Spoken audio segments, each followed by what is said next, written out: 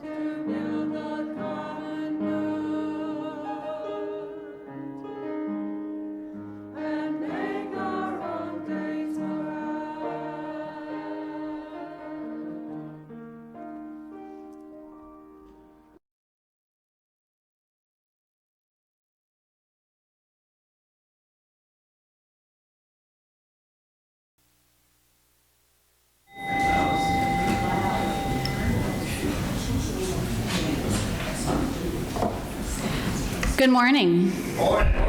Welcome to Holston Valley Unitarian Universalist Church.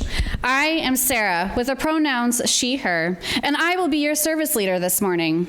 Our opening hymn is number 339, which is in your gray hymnal, Knowledge They Say. Please rise in spirit or body and join us in singing number 339 in the gray hymnal.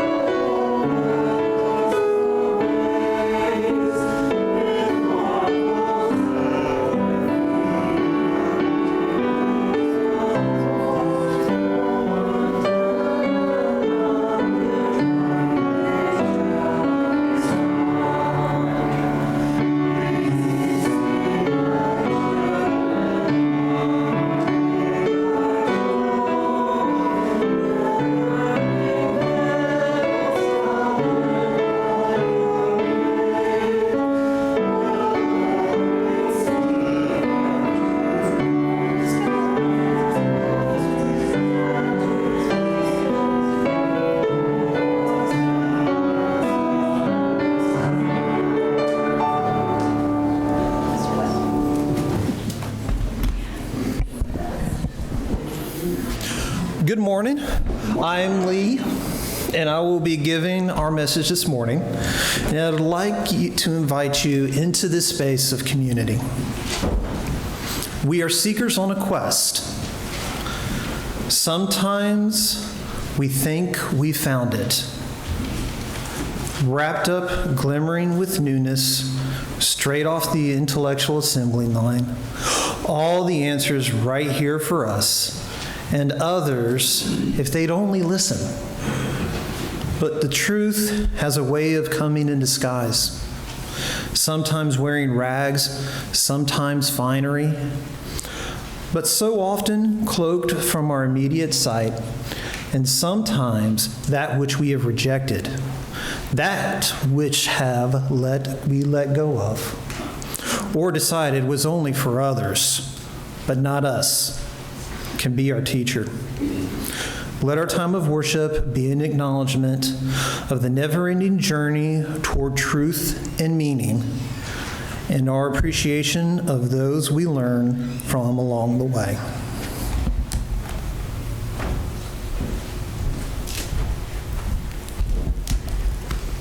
Welcome to Holston Valley.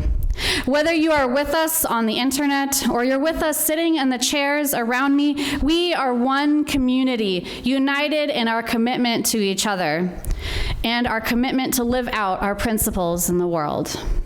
Today, we welcome Lee to the pulpit. He is a mental health therapist, father, and husband, and an avid reader of all things people don't find interesting. Thank you for silencing your cell phones, and thank you for observing our perfume-free zone. This is love in action. We also have activity bags by the welcome table for any of our younger friends who might need something to do during the service. Just make sure to leave them back by the welcome table when the service ends, so that our younger friends can use them again in the future. We have nursery for ages kindergarten and under, and you can bring your kids down to the nursery after the time for all ages, or earlier if you would like. Our risk assessment team will no longer be issuing weekly risk levels. We will be at low risk until further notice. Masks are not required, but they are available for anyone who needs them. The chairs over here are also distanced if that is what you need, and we will continue to have recorded services posted to YouTube.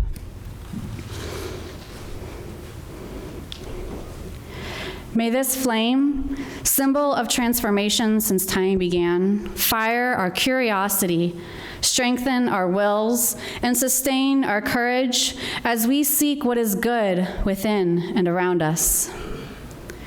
Whether this is your first time joining us on this journey, or you have been here 100 times, we welcome you. We welcome you, young and old, leaders and collaborators, to our quest for truth and meaning. We are one people of many beliefs and origins, diverse sexualities and genders, and we welcome you. Our journey together is stronger because of your presence. We are all growing, all learning, all loved. Just as you are welcome here. We would now like to invite our kids, youth, parents, and young at heart to join us up front for our time of all ages. We are managing the camera angles to keep you off camera, so you don't have to worry about being on YouTube. So come join us for a story about an imaginary friend and his journey for a special match with a real child.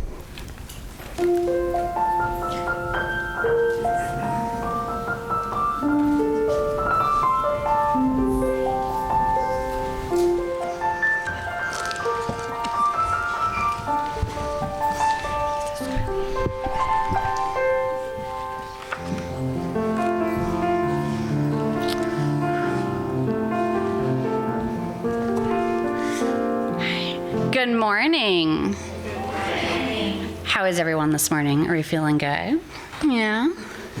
I have a question for you before we get started. Has anyone here gone looking for something? This is a question for everyone if you all want to raise. Does someone want to share what you've been looking for? I had to go looking for my watch this morning. I feel weird without my watch. Fun fact. We look for hairbrushes all the time. Never know what they're. Always looking for hairbrushes. Those are important. Bobby pins. Bobby pins. I'm always losing bobby pins. Well, this morning we are reading a story about Beagle, the unimaginary friend, and his search. Beagle, he was born on an island far away where imaginary friends were created. Here they lived and played, each eagerly waiting to be imagined by a real child. Oh, there's lots of, look at this, rainbows and all these other colorful things on here, huh? Every night, he stood under the stars, hoping for his turn to be picked up by a child and given a special name. He waited for many nights. We see here, one has been picked already, huh? But his turn never came. I know. His mind filled with thoughts of all the amazing things that were keeping his friend from imagining him. Look at all these things that he could have been doing. So rather than waiting, he did the unimaginable. He sailed through unknown waters and faced many scary things. But thinking about his friend gave him the courage to journey on until he reached the real world. I know. The real world. Let's find out what's in the real world. Oh, it's all very gray. The real world was a strange place. No kids were eating cake. No one stopped to hear the music. And everyone needed nap time. I know I need nap time. Yep. Then he finally saw something familiar. Do you guys see what's familiar on here? The little blue tail. So he followed. He had a good feeling about this place, but he looked everywhere and he could not find his friend. He climbed to the top of a tree and looked out, wishing and hoping his friend would come. But no one came. He thought about how far he'd come and how long he had waited, and he felt very sad. Then he heard a noise below. Hello? What's happening here? They are. It looks like they're exchanging something. A little piece of paper. Her face was friendly and familiar, and there was something about her that felt just right. At first, they weren't sure what to do. Neither of them had made a friend before. You guys ever felt anxious finally meeting someone new and you're like, I'm not sure what to do? But after a little while, they start kind of giggling. They realized, and all of a sudden she holds out her hand, they were perfect together. I'm Beagle, and she says, hi, Beagle, and they give each other their name. Beagle and Alice had many adventures. Looks like here they're sharing cupcakes, and they told funny jokes. And here she is drawing Beagle. The world began to feel a little less strange. And together they did the unimaginable. The end. Thank you. Well, I have a few questions. Did Beagle find what he was looking for? Yes. Eventually. How do you think Beagle felt when he was on his journey? I'm not sure. Any thoughts? I could probably be scared. Probably scared. Yeah. Lonely. Tired. Afraid. How do you think when he reached the end of his journey and he and Alice met each other? Excited. Excited? And joyful? Yes. Well, thank you, and thank you for learning with me today. You all can go back to your seats.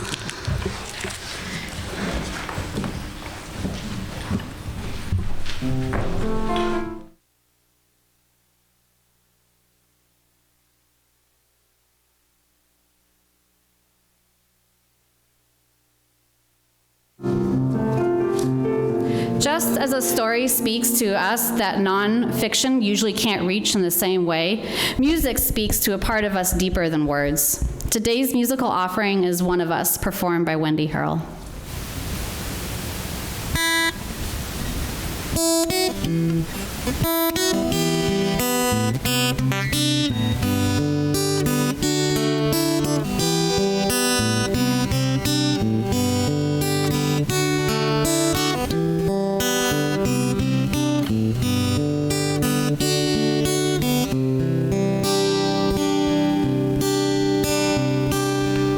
If God had a name, what would it be, and would you call it to his face?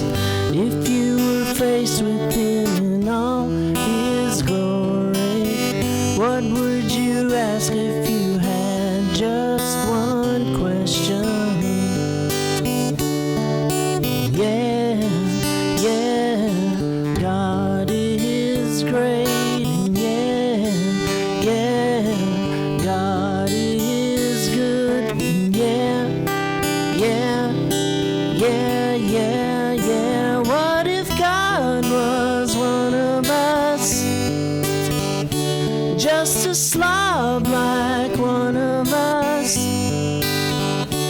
just a stranger on a bus, trying to make his way home.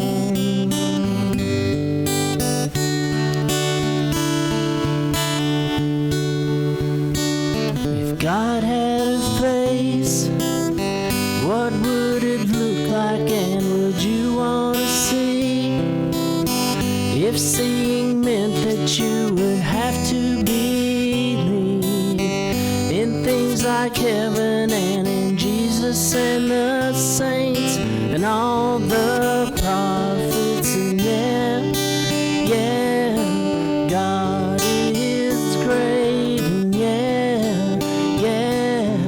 God is good, yeah. What if God was one of us? Just a slob like one of us,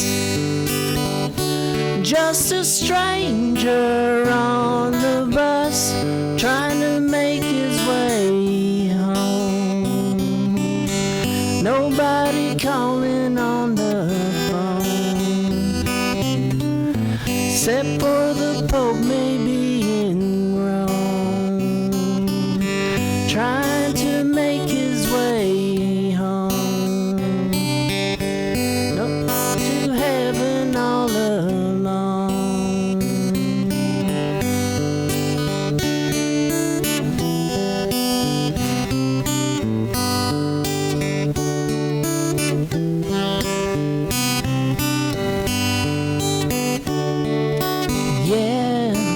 Yeah, God is great, and yeah, God is good,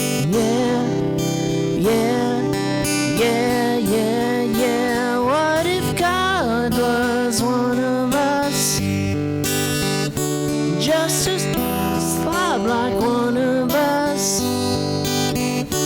just a stranger on the bus, trying to make his way home, like a holy rolling stone, heaven all alone. Nobody, just trying to make his way home. Nobody calling on the phone, except for the Pope maybe in Rome.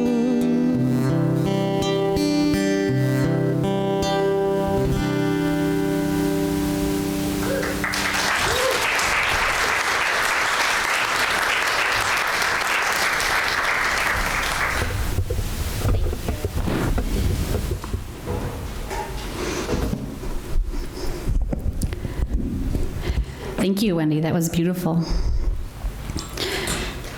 Take a moment to find a comfortable position. You may wish to place both feet on the ground or to close your eyes. Listen to yourself and do what feels right in this moment. Breathe in and breathe out. let us enter into a spirit of meditation. Much of our human struggle is with what we do not know or understand. It is often difficult not to want answers, or even more difficult not to think we have them already. May we experience what we do not know, not as an individual failure, but as an invitation to community. May we seek not the true answers so much as the true questions, knowing that true questions make of our lives meaningful, even if sometimes restless journeys. May we be grateful for the restless voices in our communities. Let us take a few moments of silence to listen for the restless voices within ourselves.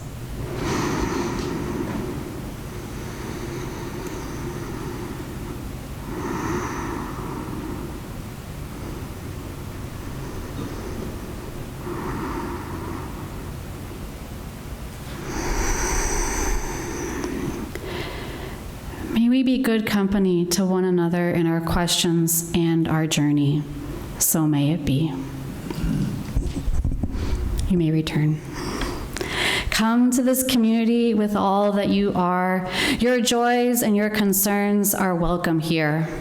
We share our moments of joys and sorrows with us through using these candle cards, if you're here with us in person, or by emailing Reverend Tiffany at minister@hvuuc.org with the words candle card in the subject line. Please make sure to indicate whether or not you would like the card read aloud in the service, which is being broadcast publicly on YouTube. We do have one card today. Gary McConnell is currently hospitalized with a gastrointestinal problem. She has had a corrective surgery for this week for it and shares that she expects it will take up to a month for her to recover and be able to leave the hospital.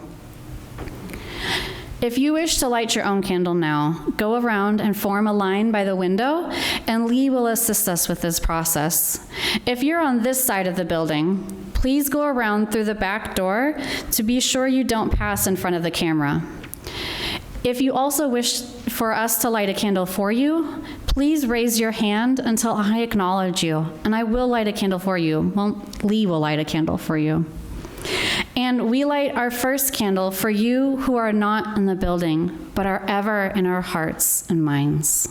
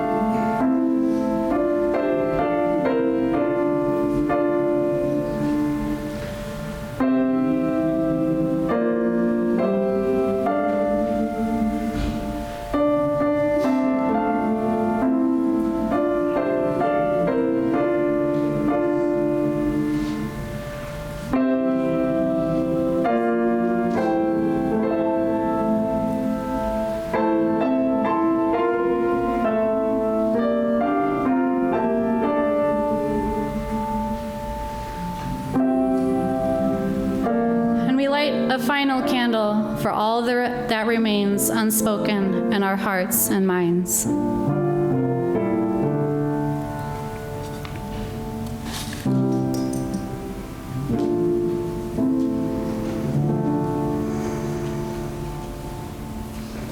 Today's reading comes from Jill Tarter's 2009 TED Talk.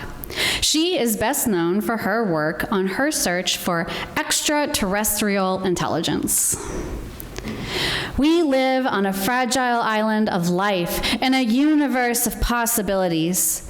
For many millennia, humans have been on a journey to find answers to questions about naturalism and transcendence, about who we are and why we are, and of course, who else might be out there.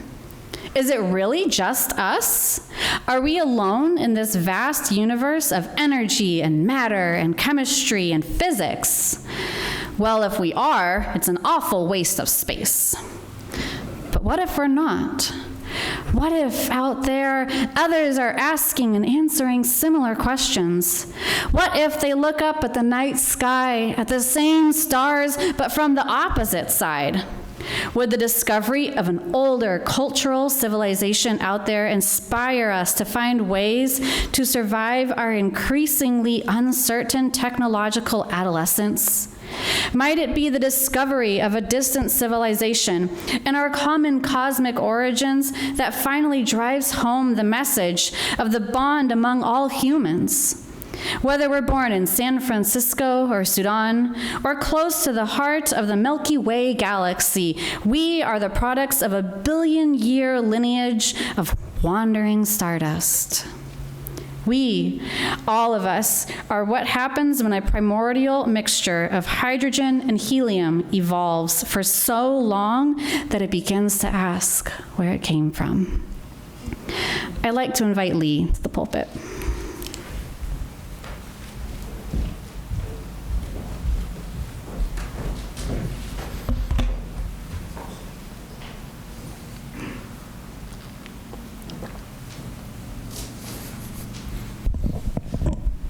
Good morning.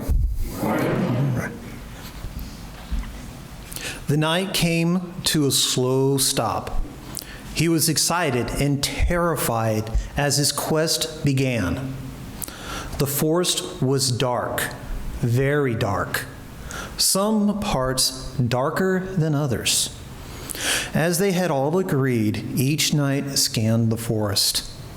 The knight found the trail he was going to take, the trail that filled him with the most dread. The knight took a steadying breath, guiding his horse forward into the deepest, darkest trail he could find. This is how the Knights of the Round Table began their search for the Holy Grail.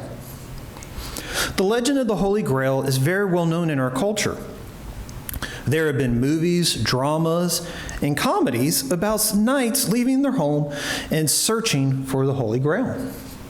The story of the legend of the Holy Grail is just as mysterious as the Grail itself.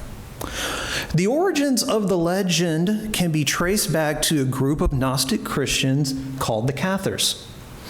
Earlier versions of the legend may go back even further. Reverend Tiffany talked about Gnostics in her Easter sermon, so I won't go into that today.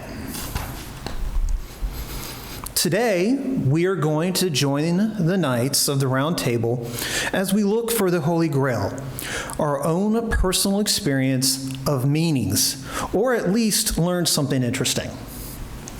In the legend, the Holy Grail was said to have the power to heal the wasteland, returning it to a thriving and fruitful kingdom once again. The fourth Unitarian Universe principle is a free and responsible search for meaning. Meaning is one of the most important aspects of any human's life. Meaning is a response to a hidden potential that brings something of value to the individual and or to the world. At least this is the definition we're going to use for today. This definition is from logotherapy, which we'll discuss more in a minute. Many people find meaning in their faiths, traditions. Some find it in work, family, politics, almost anything. As with the search for the Holy Grail, our search begins within a wasteland. Many who find themselves in a UU congregation have left their faith of origin and went searching for something. We may have not known what it was that we were searching for, only hoping that we would find it. The story of the Grail begins with the destruction of a kingdom due to the evil actions of the king in some versions. Different versions of the tale have different knights, Sir Gawain and Sir Percival. Sorry, my Arthurian lore leaves a lot to be desired. So, we will just say the knight. The knight finds himself in a wasteland, the realm of the Fisher King, or in some versions, the rich fisherman. The knight travels through the wasteland and finds the castle where he meets the Fisher King. In the most popular versions of the legend, the knight messes up. He does not ask the right question, and when he wakes up the next morning, he finds himself in the wasteland once again. The knight has to begin his search all over again, maybe this time a little wiser. So, we shall begin our search for meaning today, assuming we have all failed to ask the right question the first time. If you're like me, it was more than once. We won't go into how many times I got this question wrong. Innately, we know that there's more to this physical reality we find ourselves in. The psychotherapist Viktor Frankl noted that humans have a drive for meaning, so much so that he called it the will to meaning, which he felt was the primary driving force of the human experience. Many of you may not know who Viktor Frankl was. So here's some useful background about Viktor Frankl, the psychological theories of his day, and the world he was living in. I could see my family's eyes rolling, thinking I'm going to go all professorial, and they're right, okay? So, sorry girls. They get this at home a lot. Viktor Frankl was the founder of logotherapy, often called the Third Viennese School of Psychotherapy. He was a contemporary of Sigmund Freud and Alfred Adler. Each of these schools attempted to understand humans' behavior and help heal them and help them live better lives. Each school is known for many different things, and each had a unique point of view. One key difference was their ideas about what drives a person and why they make the choices they make.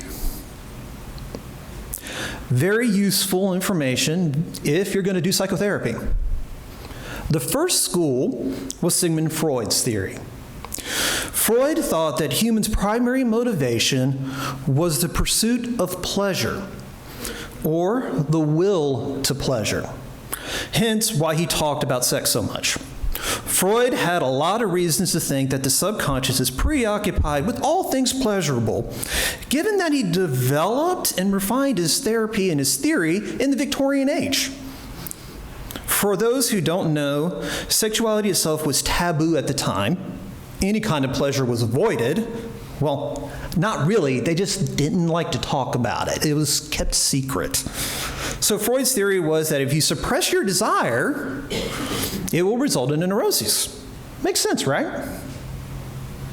Alfred Adler, on the other hand, the father of the second school of Viennese psychotherapy, he noticed that people want to have control over their world. People want the ability to change and shape the world around them. Given this observation, Adler theorized that humanity has a will to power. Given this observation, he saw that the driving force of humanity was to get as much power as was needed to achieve their goals. He also had some interesting ideas about sibling birth order. And, as a twin, I can kind of say, kind of, sort of. Viktor Frankl, on the other hand, the founder of the Third Viennese School of Psychotherapy, stated that people want to have a why to live, meaning. He's famously quoted Friedrich Nietzsche, "He who has a why to live for can endure almost anyhow."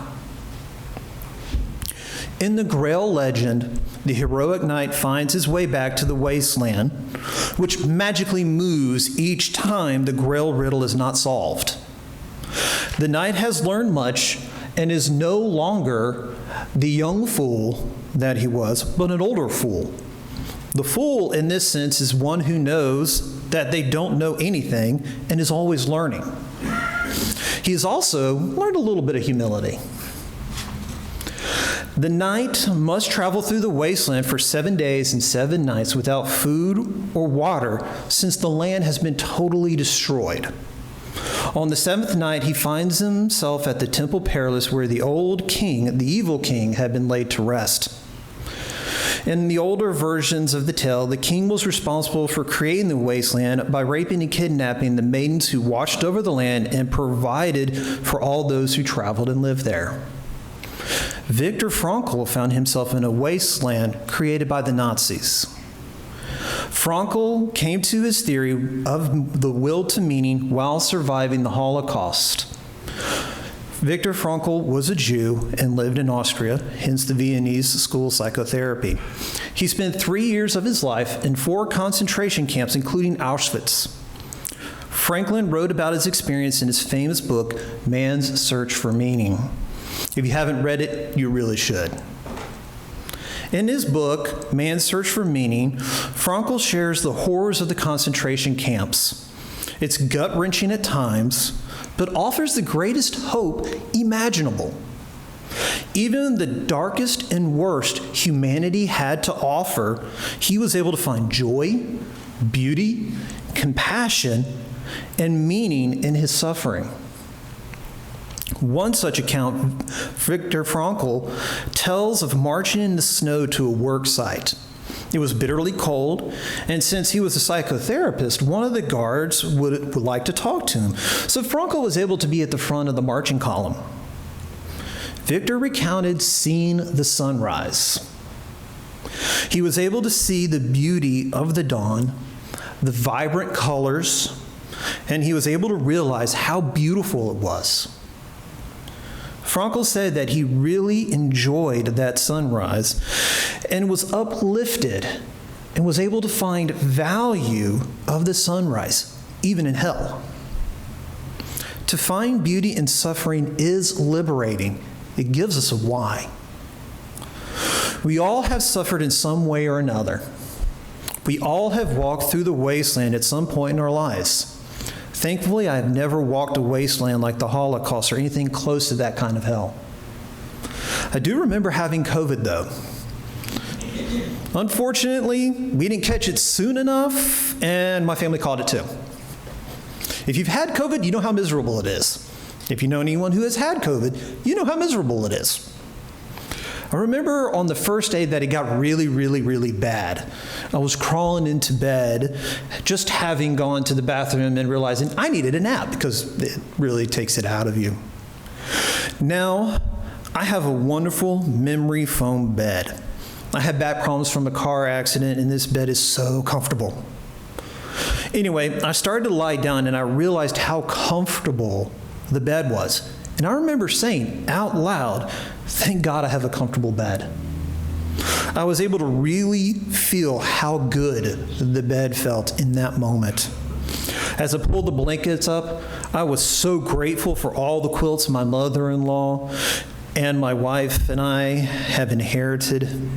I had a TV and an ice bag for my head, and I realized having COVID was horrible, but at least I had a comfortable bed and room. The next day, when both my wife and daughter were ill, our daughter crawled into bed with us. She couldn't make it in between me and her mother, so she collapsed at the foot of our bed. Now, the next part of the story needs some explanation. I had loved music. Not the stuff most people like. Growing up, I hated Nirvana and other rock groups. Guns N' Roses are cool, though. Always have been. I have been and always will be a fan of Weird Al. Big surprise, right? My wife often recounts that the first time she heard my voice was when I was singing Weird Al's Don't Go Making Phony Calls, because it's better than the one that he parodied. We are such Weird Al fans that my wife took me to a Weird Al concert for one of our anniversaries. She surprised me. Best anniversary gift ever. In 2021, my wife gave me and our daughter the best Christmas present ever. VIP passes to Weird Al's The Unfortunate Return of the Ridiculously Self-Indulgent, Ill-Advised Vanity Tour. A tour made for those of us that are Weird Al geeks and love all his original material. I had to go.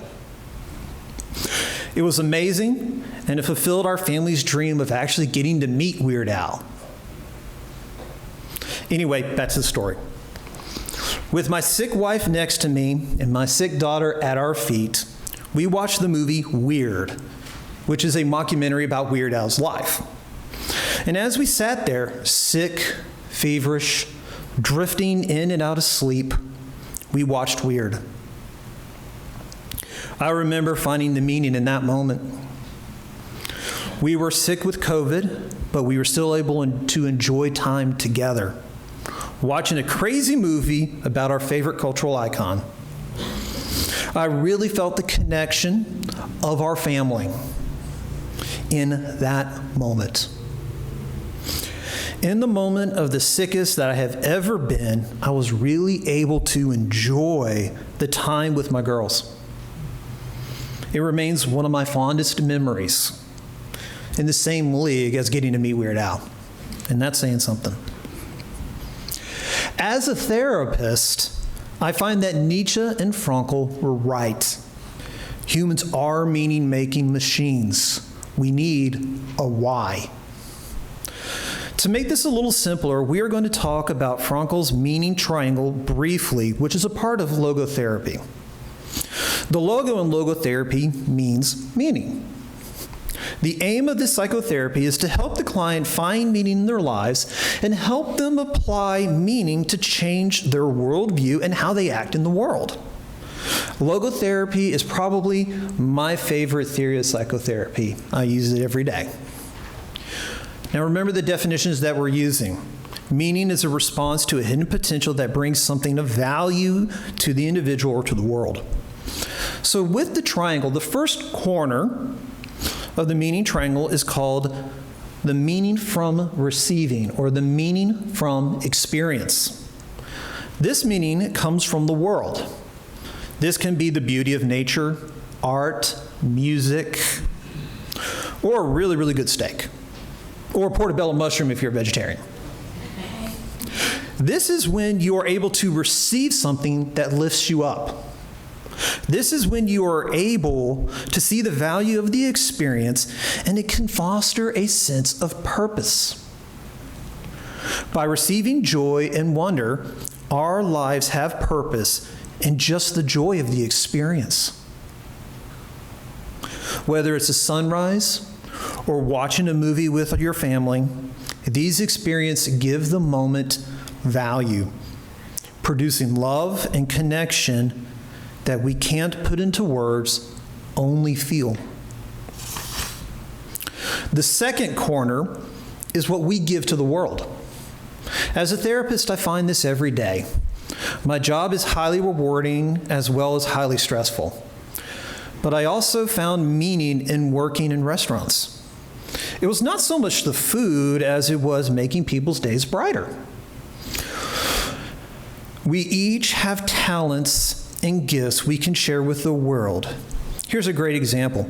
Early in my mental health career, I worked in supported employment. This is before I became a therapist. We worked with those who were recovering from mental illness and addiction to help them find work, competitive work, regular careers and jobs. It was a lot of work, and I had to pick up so much to be able to do this. I had one client who wanted to get a certification, certified nursing assistant to be precise. I remember having to pick him up at times at the end of my shift, making for long days. Nothing compared to what he had to do to earn his CNA. And I remember sitting with him when we looked up the results and found out that he had passed his CNA exam and was certified. We both cried at his success. And I'll never forget what he said, "I've never been anything before." This was one of the best moments of my life. The third angle in the meaning triangle is what Frankl calls attitudinal meaning. No matter what is happening in your life, no matter how good or bad, you always have a choice. You can choose how you look at your experience and how you act. Frankl said, "Everything can be taken from a man, but one thing, the last of the human freedoms, to choose one's attitude in any given set of circumstances, to choose one's own way." Pretty amazing from someone who survived the concentration camps. Now, the ending of the Grail legend takes place in a banquet hall, in most versions that I'm aware of. During the feast, the Fisher King calls for the procession of the Grail. This is when the knights in the court bring out several artifacts, one of which is the Holy Grail, held by a beautiful woman. As the procession leaves the hall, the heroic knight, having learned from his mistakes and from his other adventures, asks the fateful question, what does this all mean? What does this all mean? The greatest psychological healing that I have ever witnessed has been a result of someone being able to ask this question. Not answer it, but to ask this question. What does it all mean? And the reason why the answer doesn't matter is because we choose. We choose what it means. Why is that cashier being so rude? Why did that driver cut you off? Ultimately, you'll never know. But it does not matter. You choose what parts of your experience you take with you. You choose how you act, what you will give to the person. You choose your attitude and how you will treat them.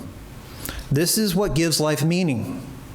The question that liberates our lives, builds the moment, and guarantees that any experience is not wasted.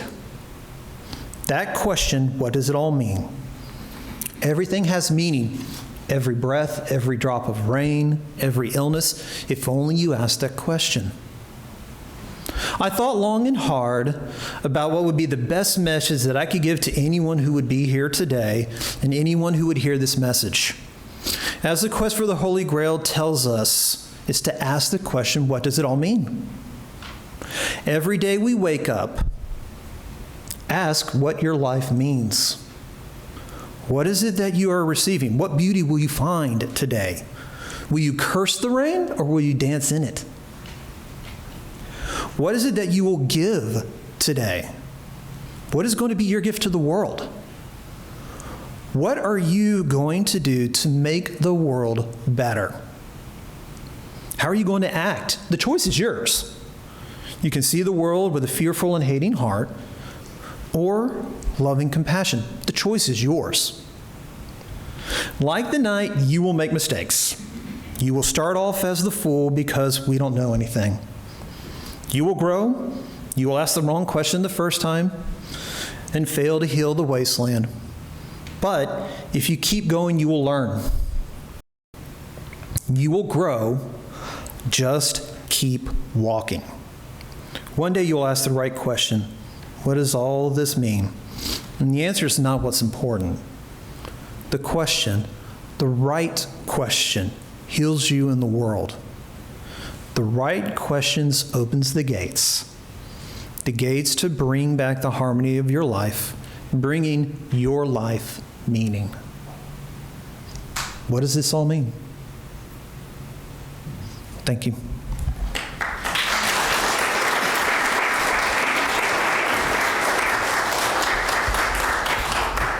Thank you. We are on a journey. We didn't plan it. We don't have time for the bread to rise. We may find ourselves in the wilderness, hungry, thirsty, doubting that we should have ever come. But look around. We are not alone. It is our journey together, a journey to our better selves, a journey to a better world, a journey to a more promised land.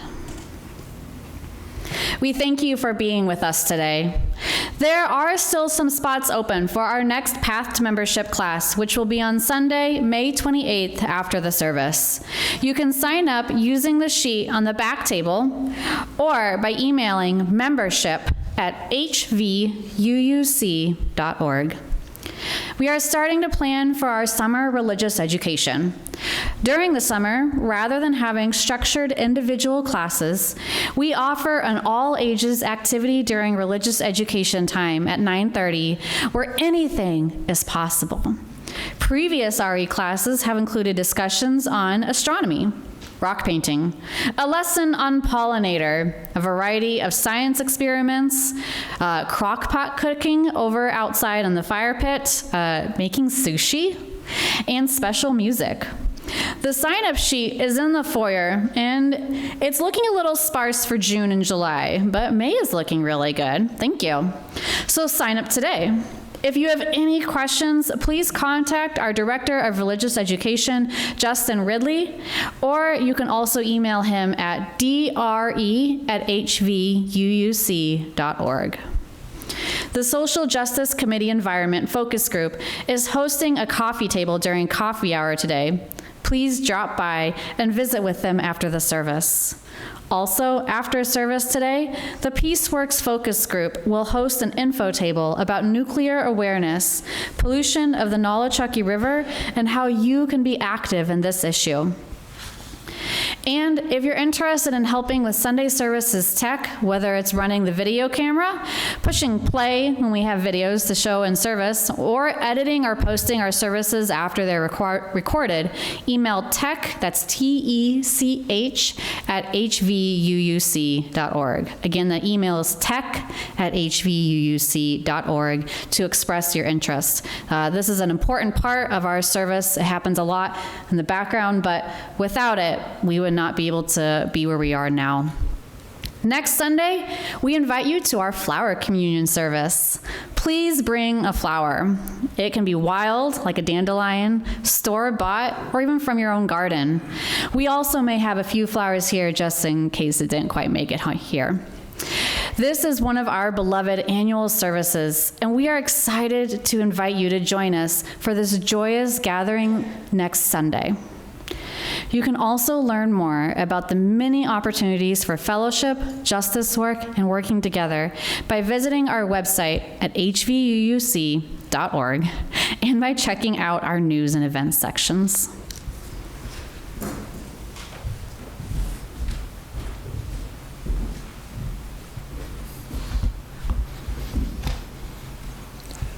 I say that it touches us that our blood is seawater and our tears are salt, that the seed of our bodies is scarcely different from the same cells in the seaweed, and that the stuff of our bones is like the coral.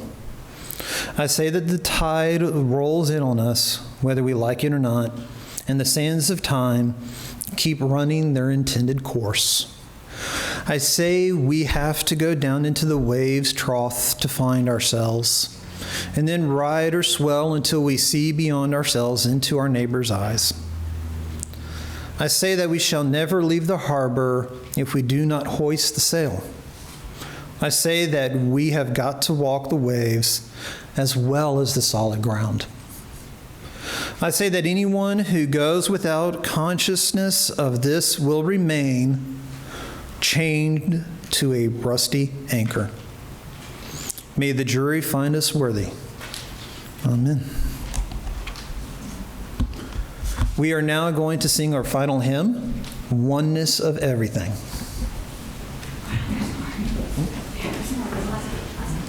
Oh, there's more.